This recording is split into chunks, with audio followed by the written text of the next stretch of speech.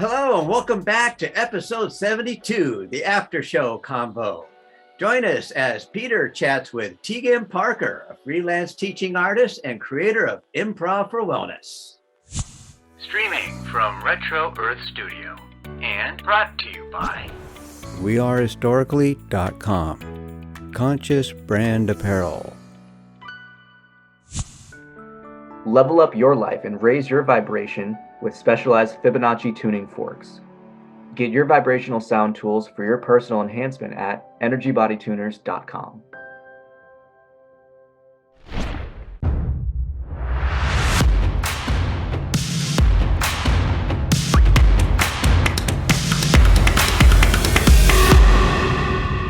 After show Convo.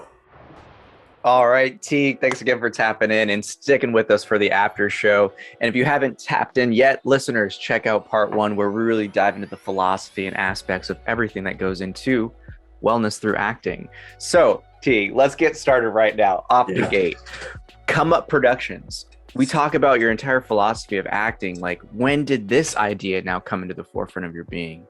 Yeah. So Come Up Productions, for the listeners, this is my personal business that I run. It's equal parts a production company as well as the company that I do my Improv for Wellness work through. So the way that it came to be was in part 1, I talked about how I left my grad program and I was basically coming back to Washington and being like, I'm just going to start my career. And part of that was like, I want to make art with the people that I care about, with the people that I love. And I want to put on theater productions that matter to me and to the people I care about.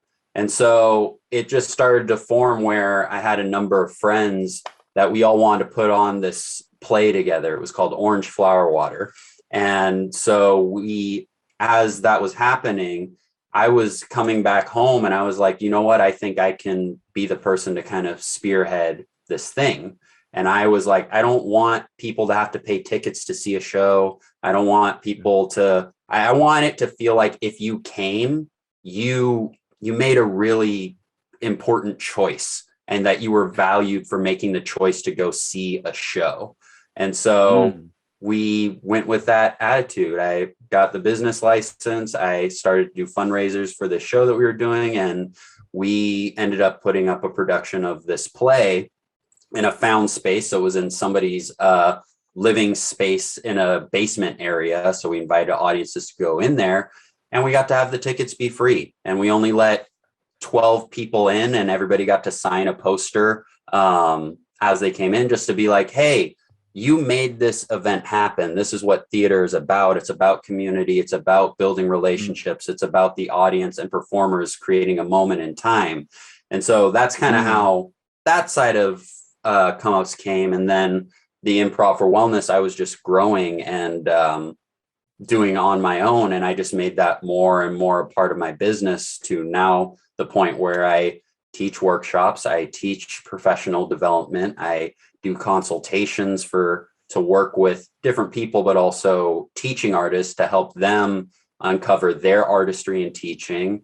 And just different practices that I like to offer to people now. So it's just grown over time, but it came from leaving my grad program and being like, I'm going to start my artistic career finally. So that right there is, I would say, honestly, those types of moments are the ones that I always like to highlight and kind of look at, because a distinct choice was made, a pivot opportunity arose. And instead of kind of continuing down a cyclic path of kind of rinse and repeat, you chose to enter into the unknown. And I'm just curious, because a pattern that I picked up on my life and many others is that the moment you really dedicate your heart to that unknown, it's just like, all right, have fun. And it just kind of throws everything down at once. You're just trying to catch everything without things hitting the ground. But it's just like this chaotic mess of just new opportunities and awesomeness. So how did things navigate after that decision to kind of step away from the grad program? Yeah, it was a number of stuff, because one of the things that I was really, really fortunate at the grad program was that I was a part of a 8-person cohort, including myself. So there's only 8 people in my program for that year.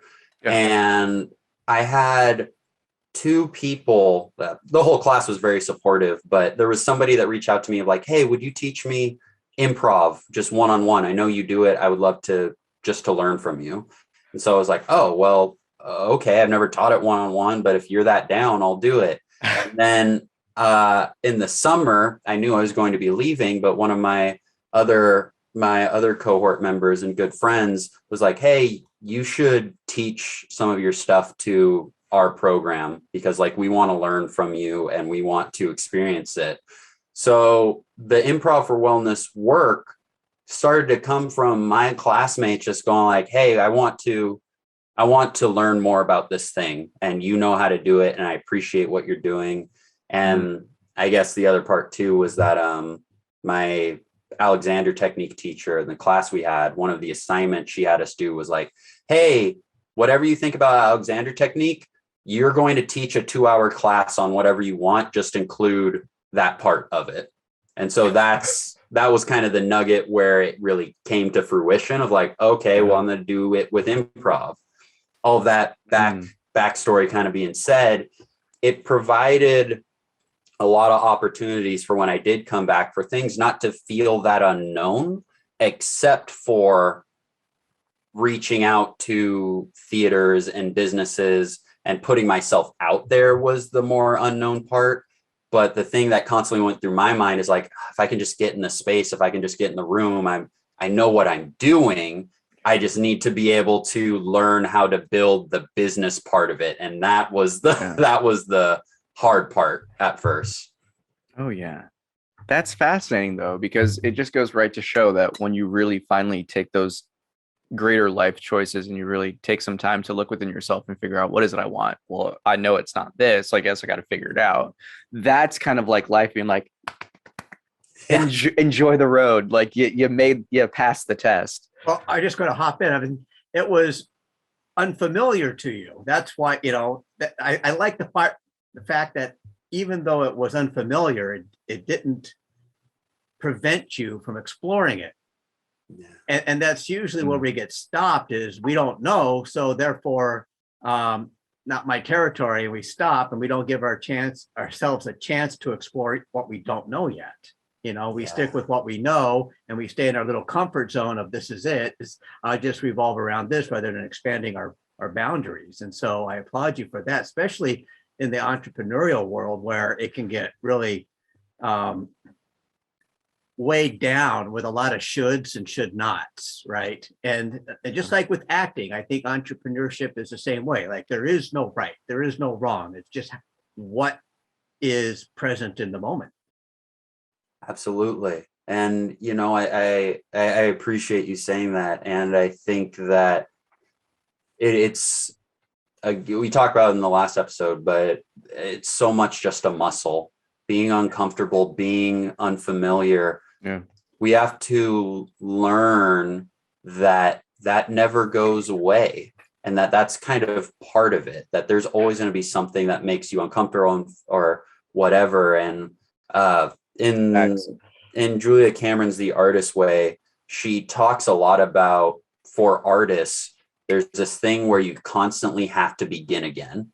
There's always going to be a part where you have to start from the beginning again, whether you're doing a show, writing a book or whatever. There's a point where something's done and you have to start again.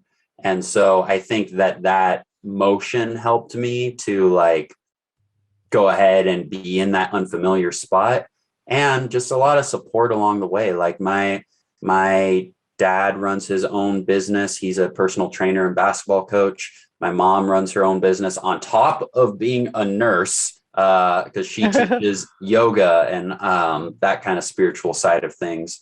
So these were also people that guided me along the way and constantly gave me permission to be like, no, you should start your own business. No, you should do this. You should do that. Like, don't go into the workforce right away. You still have money saved. So you might as well practice that stuff. And when you need to go to work.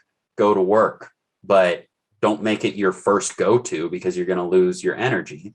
That's a really privileged spot that I was allowed to be in. But the permission that they gave on top of that was the thing of, even when I did have to go and work 40-hour weeks for a little bit and all of that, it was like, okay, I know why I'm here though.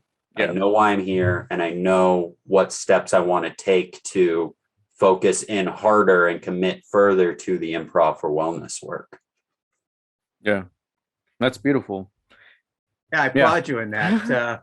I mean, having the encouragement, it must have been a relief not knowing that I have to go right back into the grind. I mean, that really does sometimes kill our spirit when suddenly we're giving away our energy to someone else doing what they want us to do, and we're not doing what we love exactly. Unless we can find it in the field where we get paid to do what we love. I mean, that's the magical combination, right?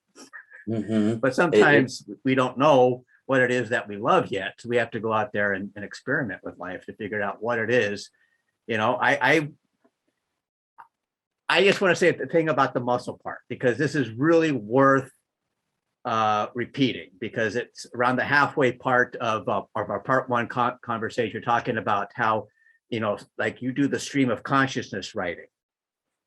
And I practice that as well. And it takes a lot to be able to get out of your own way.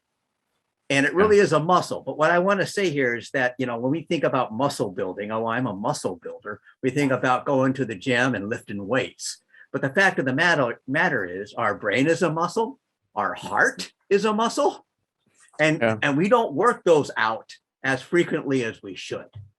Yeah. And that's all I wanted to say is I want to applaud you for your efforts and to also be able to share that with others. I mean, what a gift to be able to be.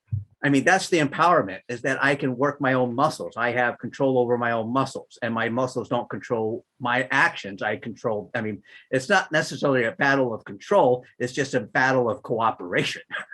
Yeah. And like remembering your true position, as I always like to see it, where it's just like, it's all feedback. It's all sensory feedback. That's like this whole vehicle, this body of flesh is meant to just give us as much feedback about the environment as we can. But because we don't value the intangible things, you know, we don't value those natural instincts. Like we all can tell when there's a fight about to break out, you know, when there's just like someone that is very like malicious intent in the room, you know, like we can all tell these types of like intuitive knowings that we've just been so, I guess you would say, conditioned to just dismiss. But when we come back to this checking in, this self-awareness aspect, like there's so much feedback that arises within our beingness all the time at all hours. Like I honestly even find that sometimes the angst isn't even angst. It's really more so an excitement, but there is just that conditioned pattern of how we interpret some of these feedbacks that takes it down this negative path of perception. And because of that, it just, everything else in reality gets all wonky. But like, that's the beauty of this, I guess you would say, this healing practice of acting, is how I like to see it now at this point, is because it's giving people the tools to let go of those old patterns, those habits and energies that have just been cycling, and to finally stop the wheel from spinning and learn how to really turn it to go the other way. Like this type of inner work is really low key, like next level deep stuff. I'm loving it. It's when I think about the work, it really is like, I just want people to have space to care about themselves for a little while, right? You can walk away with not getting anything from what I teach. That's okay. Just give yourself the time. That's all that really matters at the end of the day.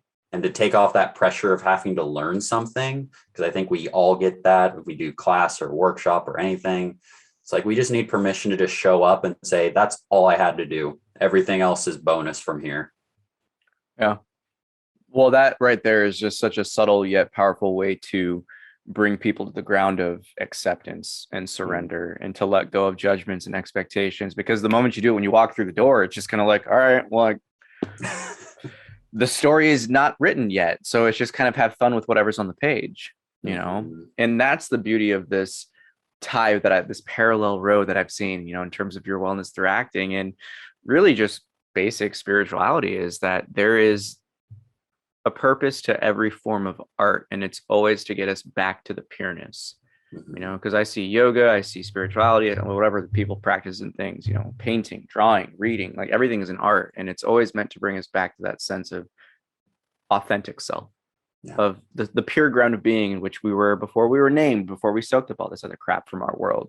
So just to be able to peel those onion layers back while teaching people to have fun and play again is really, really cool stuff, man. Like I'm doubling down with Rusty on that one. Like it is a skill. It's really I don't know, it brings a lot of hope to see that that's how art is evolving. Is that it's bringing back the spiritual aspect to it, because ultimately all of these things are just tools for ourselves. And if we're not utilizing and coming from them at the angle of how we can look at them to empower ourselves, and like, what are we doing? Like, yeah, like it should be for us at the end of the day, and how we want to utilize these tools and skills is totally up for us. But if we teach it from the product lens, then I use this phrase in improv a lot of you'll never create something as good as you'll discover. The idea being that in improv, if you go in with an idea and you go in with like, I'm going to be this character and the scene's going to go this way, the best thing that can happen is that you do that. That's all that can happen. But if you go in and you allow yourself to discover what happens along the way, you can create something that you can never think about. So it's like, can you give that same permission to your life to just arrive and discover and uncover? Because there's nothing to get or to make yourself better. It's all in you. We're just getting the dirt away. We're just brushing things off of the authentic self. You just kind of described our show. Yeah, right? That's what I was thinking. It's like, that's pretty much creative shit. Right. You just brush it away. You're just brushing it away.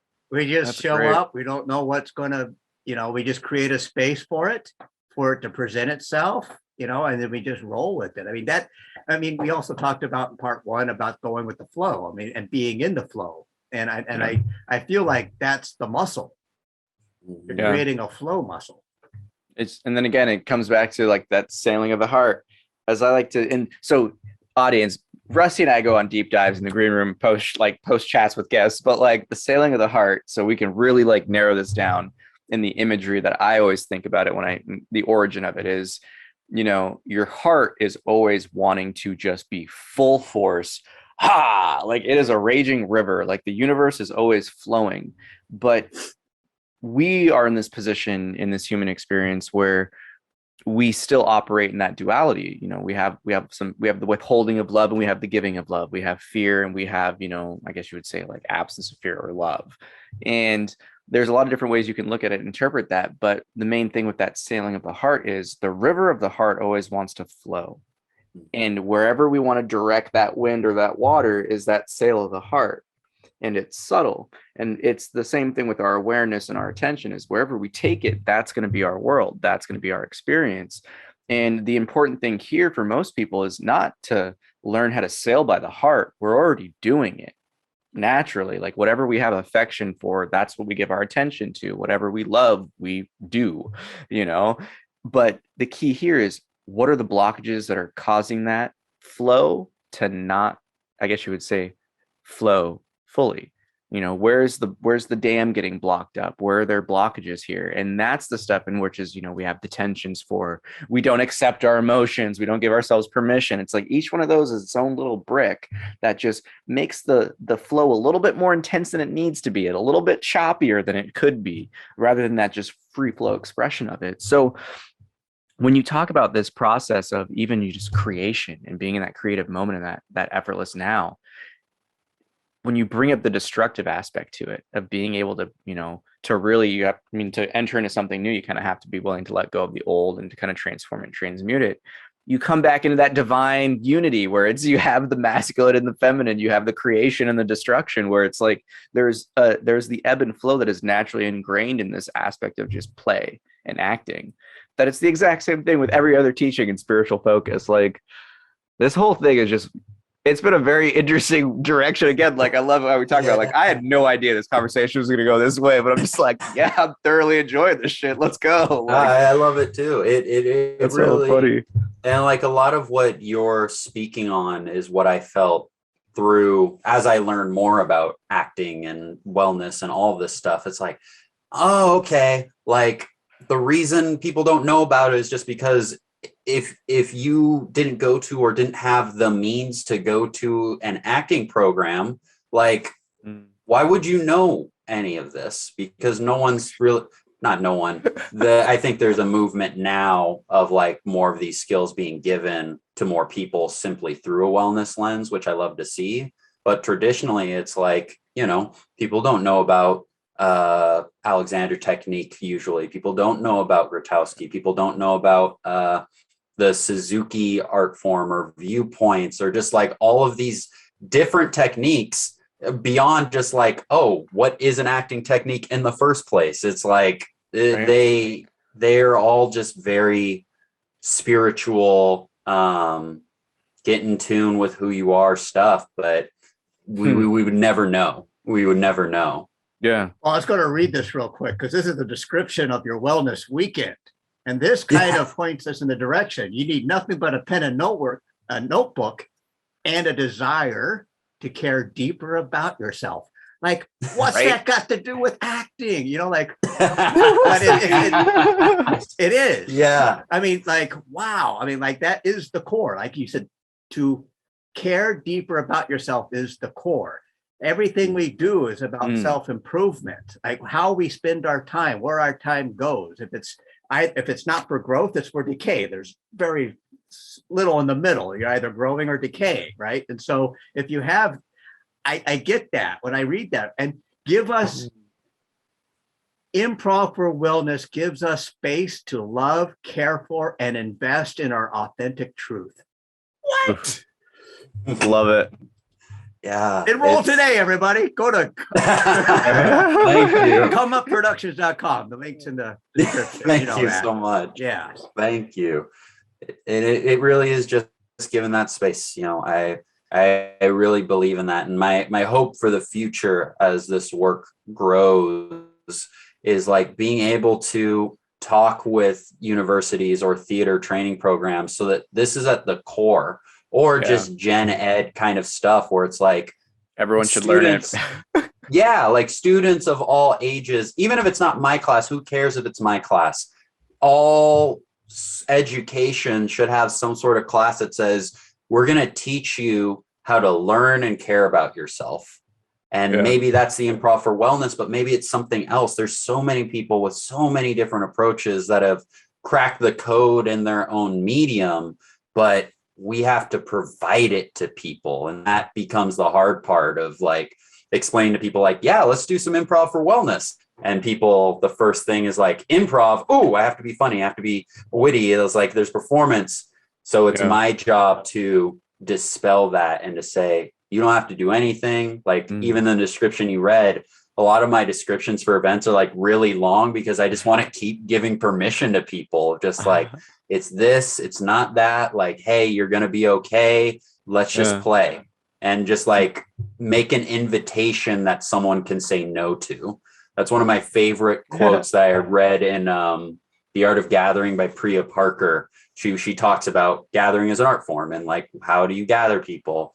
And she says, make an invitation someone can say no to, because you're making it specific and you're attracting the people that actually want to be there, rather than being broad of like, yeah, anybody come. Well, you actually don't want everybody to come. You don't want people that think that it's dumb and don't want to try. Yeah. I don't really want those people in the space. You can think it's dumb and want to try. That's a different thing, right? So getting that specificity becomes really important in building these spaces and these communities. Yeah, I was going to go the other route and say, even if you don't want to be an actor, you just want to be a better version of yourself. Yeah. Come join the class. I mean, that's really where the willingness level is. Like, how willing are you to be authentic? That's interesting, though, when you look at it in the sense of the willingness to be authentic, deconditioning people to no longer be what they thought they were. Yeah. I mean, you must run into some pretty, like, every now and then some like existential stuff might come up with some people being like, wait, what? I can do that? I didn't know I could do that. Like, there can definitely be like the light bulb or breakthrough moments at times. But the thing that's great is like, again, I try to facilitate the moment for something to happen. But if there's a breakthrough, it's because somebody uncovered it for themselves, right? Yeah. Like I didn't tell them like, hey, you should think about this in your life or da da da da da.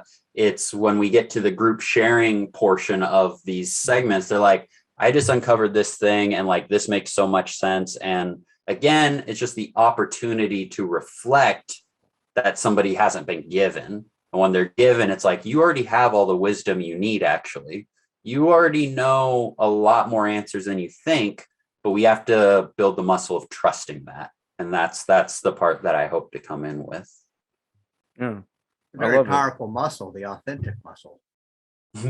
Authentic muscle. I love that. We know when someone's pretending, and we also know when they're not.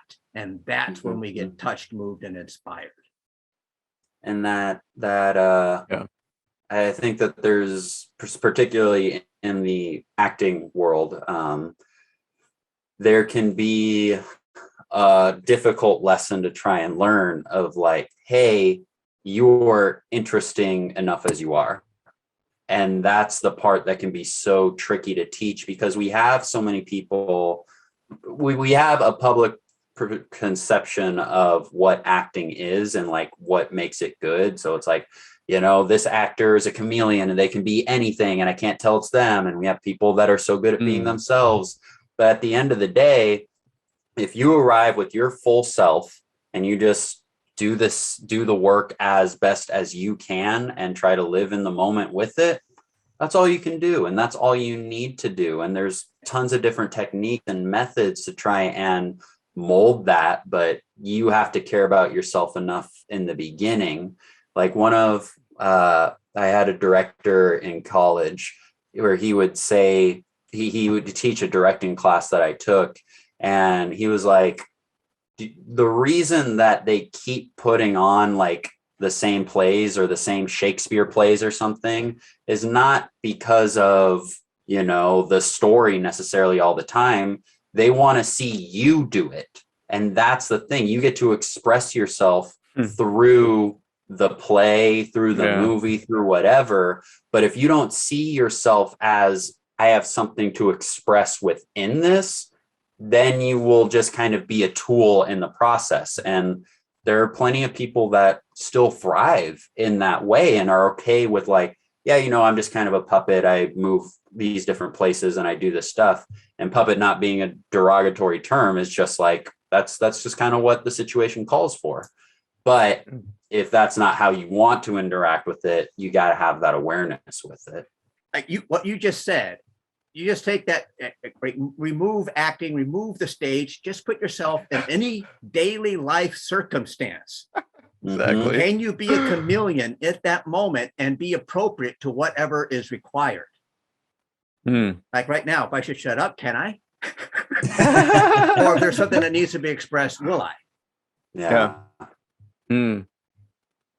And so that's where I see that it spills over. Like everything, you're not teaching acting skills, you're teaching life skills. Yeah. And it happens to be, that's the part that trips people up sometimes, is that it's the life skills that help you with the performance. Yes. But you can do that stuff on your own. I'm just going to focus on this, knowing it'll help you with that. So it's I definitely agree with the life. Yes. Yeah. To practice the play of the flow. Yeah. Practice being the me I want to be. Practice being self-expressive without judgment and or condemnation. Yeah. And it's funny because when everything was coming up, the line that just kept like getting repeated in my being was just like, care enough about yourself to give yourself up fully to the now. And that's what I find is, again, it's those practical lessons, it's those practical pointers that teach people how to kind of take the assumptions out of our own experience, to take our own fears and the past memories that we, supersede and put over the present moment. And when we're able to really tap into that, I guess you would just say openness and acceptance of yourself, you start to tap into this kind of intangible realm of freedom, of liberation. And that's the beauty from what I've seen. And I guess that's kind of like the freedom that you see of a lot of people who are in acting, is that, it's like they can just be playful, they can do whatever, it doesn't really matter, whatever the situation arises for, they can adapt and, and change to it. And that's like the core of being a person, like is adaptability, is being able to see your surroundings and overcome situations, adapt to mold. And that's why I think it's so funny where it was just like, yeah, I mean, like you read things, you're like, okay, this is someone's perspective, but do they really like, how do they live it? You know? And I think that's the essence that we always try to like highlight conscious creators here in Creative Chat. It's like, we really do highlight people who live it. And that's where you can tell from your teachings and just how you point about it, where it's just like, this is no different than, you know, a different, like, you know, spiritual discourse. It's the same, and if not more powerful, because there's a practical application to it right now. And I think that's a huge disconnect that people have, is they think of spirituality and personal development as this own sect, like, oh, I got to be in a monastery, I got to have a robe, you know, compartmentalize. Yes, they compartmentalize it from just the beingness of life. But all of these things, like, that's the one thing that I've found is the most important takeaway from spirituality, or, you know, my own process of inner looking, as it's brought me to this point of, okay, well, I know I can do the flow for these certain things and these certain things, so let's practice it for other things, you know, and just living it and making it a part of the being. And so when people say stuff like, oh, even like, I mean, even yourself, like, great question, this, like, don't thank me. I would just thank life, you know, thank the universe, because I'm just watching the movie. You know, I'm just kicking back, hanging out, and like just eating popcorn all the time. Like, oh, this is getting good. Like, this is an excellent twist. I didn't see where this was coming. So it comes back to what you're saying in part one, where it's, what was the quote? It was the attention you give a thing makes the thing. The attention you give a thing makes a thing.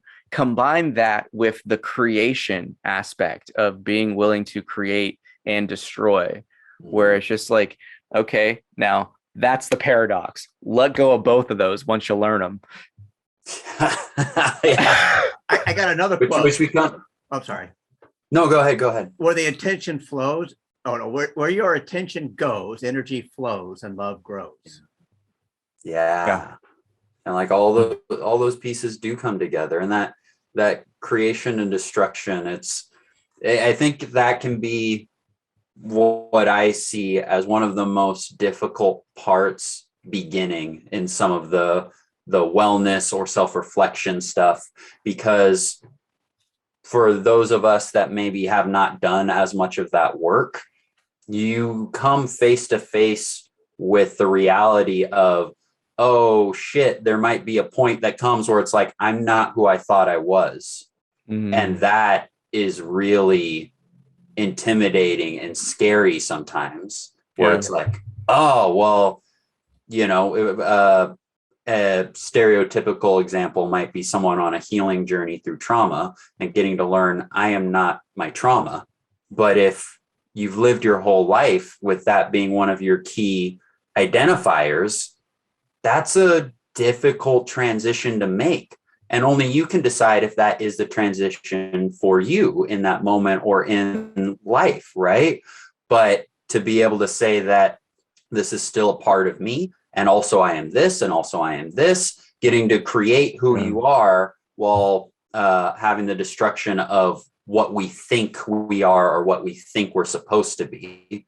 We can get in tune with the impulses for it to tell us, I am this, I am that. I want to go for walks. I don't do the walks. So that's telling me that walks are an important part of me, but I wasn't someone who takes walks. So what does that mean? And all of a sudden you just have all of that creating and destruction, like you're saying, of who am I? And can I be excited to meet who I am? Yeah. Well, and that's the thing too, where it's, can we be excited to meet who we are, even though we still don't even know who we are? Yeah. Like, we don't know. We don't really fully. I mean, again, I think it comes back to the sense of none of us fully know who we are because we're never done growing. And that is one of the many misconceptions, again, that we kind of get force fed, is that there's somehow a process or step that you made it.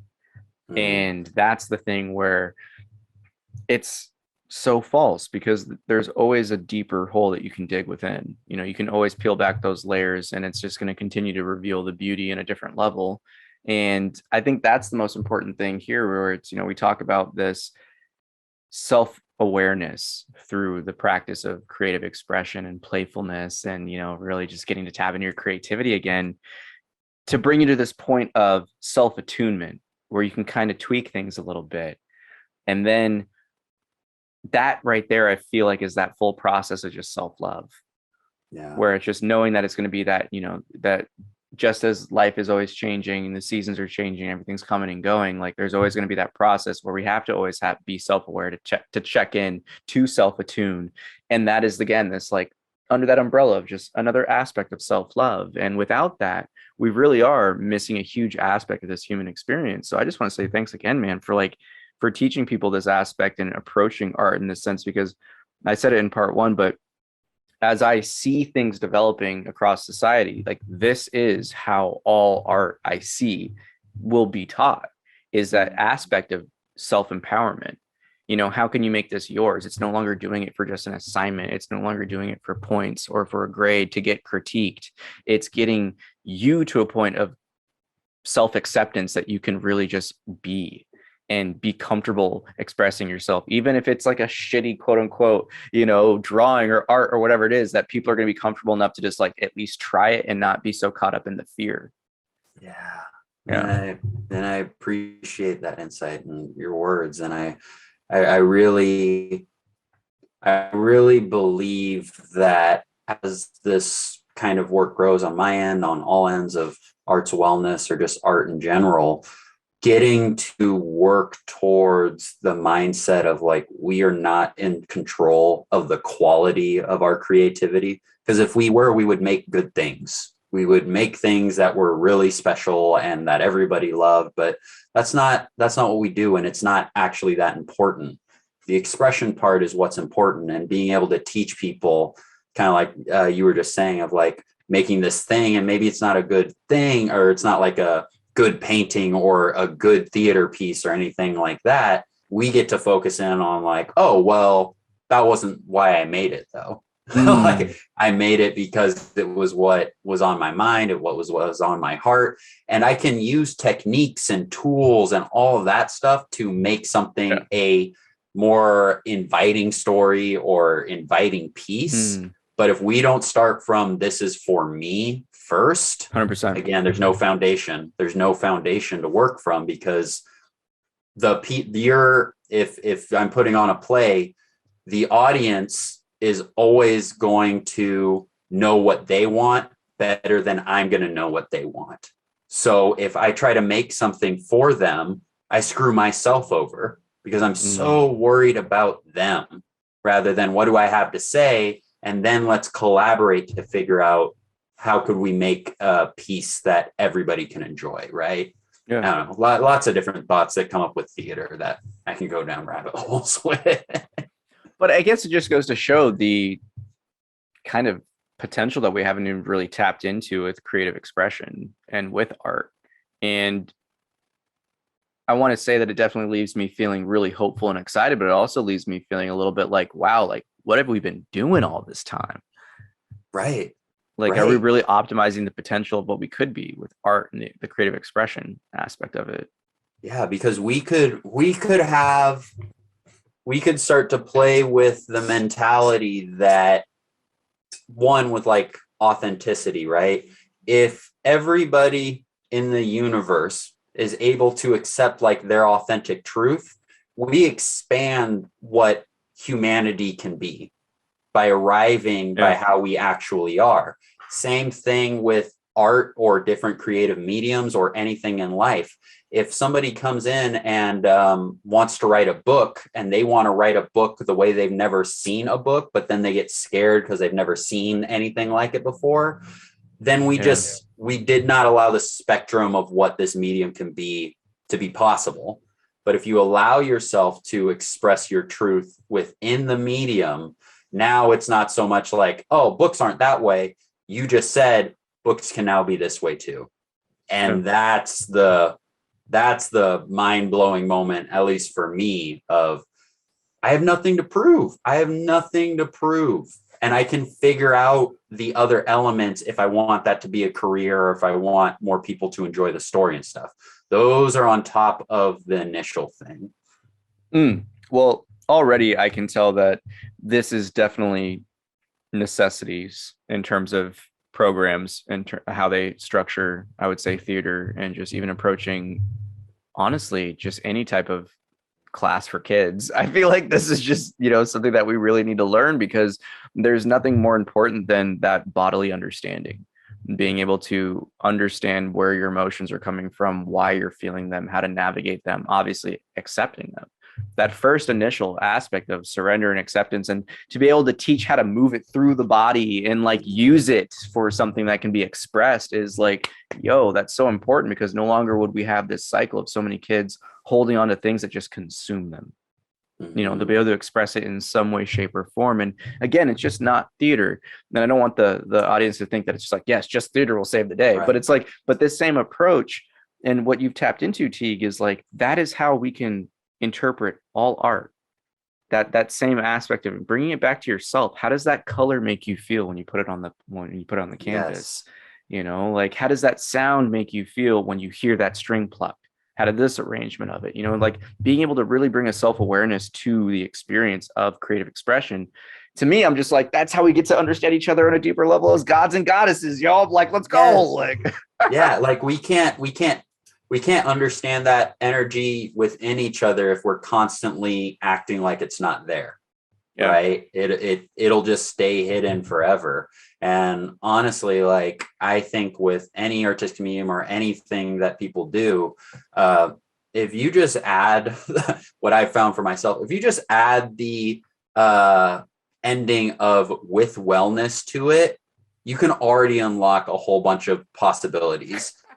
Technology with wellness, books with wellness, dance with wellness. Like, already, like, you can just, the brain already sees all the things that are possible within that. Like, oh, I could teach dance in this way and this would happen.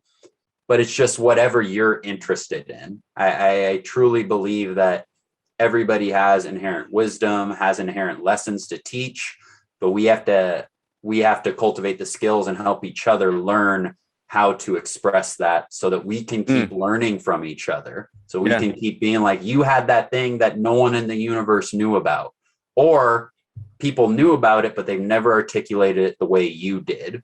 So there's still value in that. So it's just so much uncovering and permission that we can give. And I'm just going to reveal what just popped in my beingness when that whole, when you were just pitching the with wellness aspect, where it's just like, you got almost like a slot machine-esque aspect of like that role, and it's just like dance with wellness, living, and then it just starts scrolling through a bunch of things, you can't even read it anymore, and then it just like cycles back and it's just living with wellness, and it's just like, oh, mic drop, where's the smoke? That's a workshop right there. Exactly. Right, like that's you got a dope commercial for it. Yeah, right. Yeah. Or who knows, maybe that could be an intro to a new show. I think that's, there's so many things about that where it's bringing back the importance of the human experience to the forefront, the person experiencing it, and that's a dance of me, myself, and I. We're only responsible for ourselves in this journey. And just to know that there are, conscious creators and conscious, manifestors out there who are like putting their heart into the work. It's one of those things that gives me hope. And again, like, it's funny, I never really know why shirts get pulled, but to me, I think this is the most important aspect of compassion that we can do. It's the greatest act that we can give, is that the tools that we used for our own self-love and our own healing and our own transformation, and to recognize that we experience those things, to have those kind of aha moments for a reason, and then to put that out in the world as the passion that it is for you. That's just like, that's as I literally see it, our only job here is to be our most authentic self and to give that gift to the world. That's it. And when you're doing that right there, it's like, that's truly compassionate living, because you're living through your love and giving love to others. Your cup's overflowing. So it's just like, yes, man. Thank you. Thank you. And thank you all just for just the opportunity to speak and talk of these things, because it's so fun to get to explore these things, explore spirituality, explore the intersection of all of it. You just start to realize that everything's interconnected in some way. 100%. You just have to learn what you care about, and then you can find the bridges between all this stuff. And that's what's exciting. So this has been so fun. It has been. I got to say two things. This is one reason why Peter and I created this show, is that we can have conversations like this, because this isn't your typical casual convo here, people. This is like deep dives. And this is the type of convo that Peter and I are used to. And so, but the thing is, before I found Peter, I didn't know who else. It was difficult having convos with people, because I'd go off on these tangents and they're like, no, we're staying within these lines, within these boundaries. We're only talking about this. And I'm wanting to go all over the place, hop, skip, and jump, and let's share and let's express. And look at this puzzle piece. And look at this puzzle piece. Yeah. Well, and sometimes puzzle pieces. What do I do with these pieces? You know? Yeah. To the untrained, it looks unorganized, but it's like when you take the objective step back, it's like, no, there's just so many pieces that are going into all of these different points. Like we're coming back around. And this is where another creator goes, well, you know what I did with this piece? I put it here and look what it did over here. And I'm going, oh, okay. I didn't know what else I could do with it. I mean, I didn't know where it went, but this is where I'm like looking at this, like, this is the type of platform and medium that I feel comfortable in. I can be myself in this. There's no, it's not necessary interview process. There's no stipulations. There's no guidelines. I guess there's just one. Be yourself. Be your most authentic self. And Peter has a great way of being able to create that space for our guests to be themselves. And so, I want to thank you for opening up. And the second thing I wanted to say was that you said this in part one. We've said it again in part two. So it bears repeating, because this is a life lesson I learned probably about 20 years ago, and it rocked my world. Doing some sort of presentation, and suddenly let's just call it the instructor calls me out on something, right? Because I was projecting. I wasn't being I was projecting what I thought people wanted me to say, or being how I thought people would like me to be, so people could like me, or whatever it was, right? And he said something that at that point was very profound to me. And he says, you don't have anything to prove to anybody anymore. I just want to make that perfectly clear right now. And I want you to repeat it. And I went, I couldn't. I was tongue. I didn't even comprehend, like, what? I'm not proving, like, it sat and festered for the longest time, to the point where I realized I was showboating. I wasn't being authentic. I was being plastic. I was being extremely two-dimensional, people-pleasing. And then when I finally owned it, like, I don't have anything to prove to anybody anymore. Then it got to a point where the only one I have to prove it to is myself. Like, and I get to have a clear head. I feel like that's what I had to accept for myself. Like, oh, I don't have to think as much as I do. Like, I can stop thinking, and expectations are gone. Exactly. Like, there's no expectations. There's none of that. I don't need to. I can trust that I am a good, kind-hearted person, and I don't have to keep trying to prove it. It's just like, it'll just be there. And when I cross someone's boundary, I will trust that somebody or the universe is going to tell me, so that I can figure out if that's how I want to keep navigating through the world. And it's like, I just don't want to hold on to that much thinking anymore. So I totally hear you in that. It was a downward spiral, because here I am trying to prove everything to everybody, except for myself. Like, I'm not even taking myself in consideration. I'm like, okay, so how am I supposed to be? As if I'm supposed to be something other than who I am or what I am. The wheel of self-love is something that came up, and it's similar to what I talked about. I'll have to drop this for a future episode, but I think the one important thing that comes back to the heart is just the sense of everything that's really been discussed is just a form of self-love in its own way, shape, and form. And just even taking away like the pressures of even just like even showing up to something, and just living in a more self-aware light of just being more self-loving to yourself, giving yourself the chance to learn, to have these opportunities to experience and hold space and have space held for you. Like, I know that's one thing for myself personally, like the whole healers, facilitator, teacher, coach, whatever perspective people want to put on people. It's just one of those things where, like, when you're in a position where you're always holding space for others, rarely do you hold space for yourself. And learning that aspect of self-love is something that's so important. And I know it's definitely one of the cores behind my whole 2022 year is live love, like fully live love. And that's just it, you know. And I think that right here is to be able to bring on this deeper undertone level of like really focusing on that inner looking and self-love is something that's really magical and powerful in terms of the potential that people can really utilize this type of instruction and experience. So yeah, I just got to say, like, we had you close out episode 1, or part 1, I should say. Do you have any more nuggets after this little green room conversation that you'd like to bestow the listeners, man? Like, I felt like there was something that was just on my head, but now it might be fading away. I don't know. I just appreciate just the space to get to talk about this stuff. And I completely agree with the self-love aspect of this. I think here's the thing I was thinking. I think that it's really hard to do harm when you fully, authentically love yourself. It's difficult to do harm when you work from that place. So I think it's worth, you know, in countless aspects of life and our society today and all of that, where it's okay to turn back in and be like, what kind of person do I want to be?